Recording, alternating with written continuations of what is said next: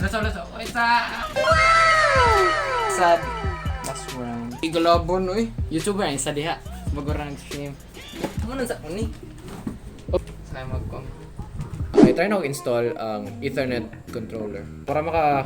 So, ang Ethernet controller driver is para gamit ako ng internet.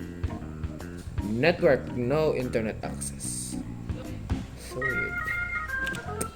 Di ko ka-connect, ambot nga nun. Or basig wala natarong ang internet pagkuan talaga. Di ko kasabot ba eh. Ano man eh, wala net. Feel ako na mali na nilang crimp. Kalagot! So guys, kalagot na. Alangan, ang Ethernet cable nato, kalagot, mali pagka-crimp. Kalagot. So, mubalik na sa ko ugma aning shop. Kabalo mo ko mag-crimp pero wala ko gamit pang crimp. Salamat, Shopee! So, wala may pulo sa atong unit ron kay wala init. So, karon pila na ko ka-oras dali. So, karon akong buhaton na sad is bungka ko na ko balik. Then, ako na siya ibalin sa case. Gina ta kaayo guys. So, let's go.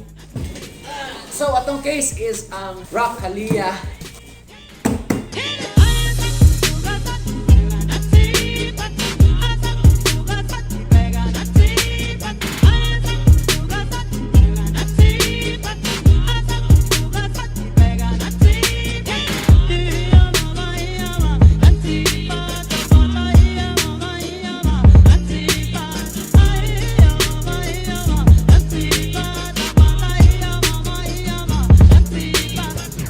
And everybody starts to move as soon as Panda Panda starts to play.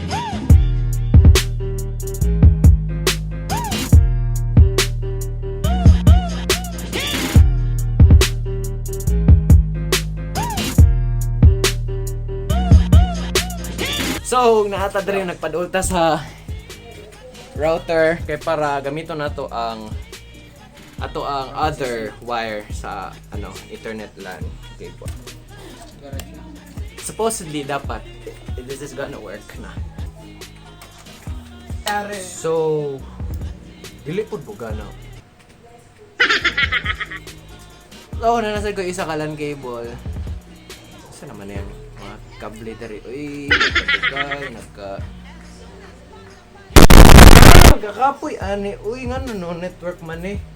Is it just me or doubt siguro ang Ethernet port? One eternity later. So, nilabay na ang unong kadlaw guys after tong walay net. So, what I did was I called PLDT pero gitry na configure sa router wala gyapon nag-work. So, tawagan akong PLDT para ma-unlock ang uban LAN port. So, it worked pero after 2 days pa. So, I'm happy kay abot na ang ako ang CPU. My CPU is now a Ryzen 5 3600. Tapos magamit na ako to siya. Ballistics na RAM. Ito ang motherboard. So finally human na itong build. Tapos wala pa na ako gitanggal ang before ta mag-start, let us unbox this CPU. So tingala ko nga wala nag-update ang Lazada pero natinga ko nag-text na ang JRMT nga na akong package. So wow, amazing.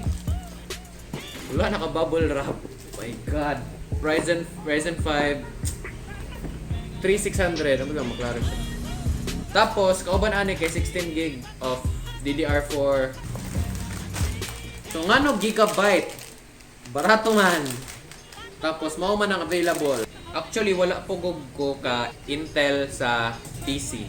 Bali, ako AMD ko kay first, barato siya. And nice ang performance. Sa una pa jud, since kuan pa ko, second year high school.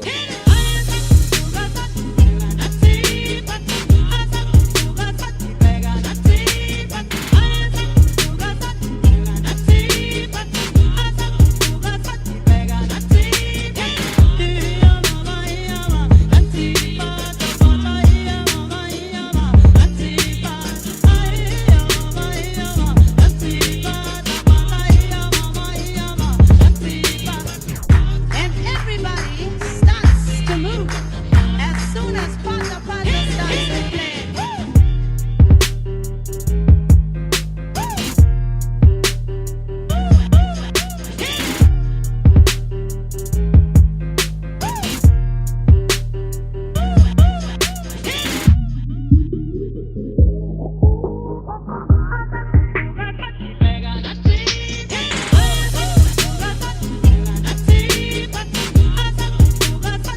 So let's test this out if this thing works, and if it doesn't, it's a GG.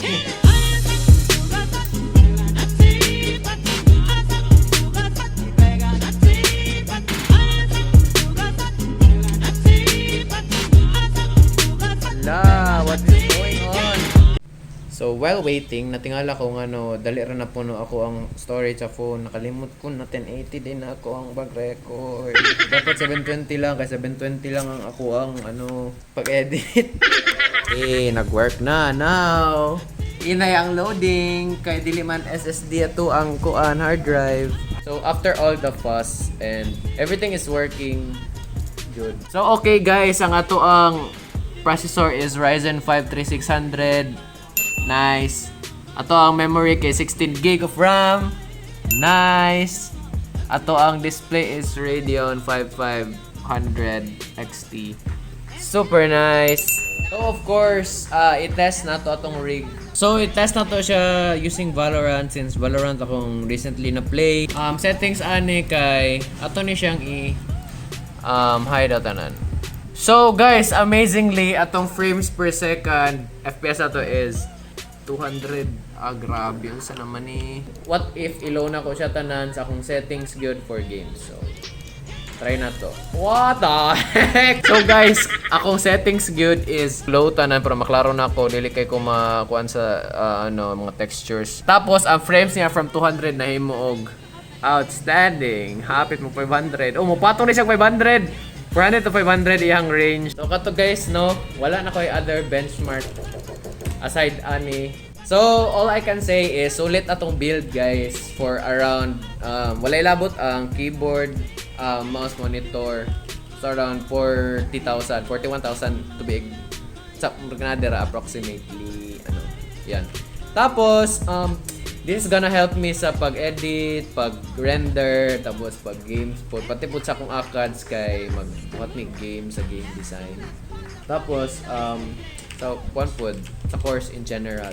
So that is it guys. If you want to know kung sa akong specs o build na ako, ibutan na ako sa description sa baba. And I hope to see you guys on my next one. So don't forget to like, share, and subscribe to my channel guys. So see you on my next video. Bye!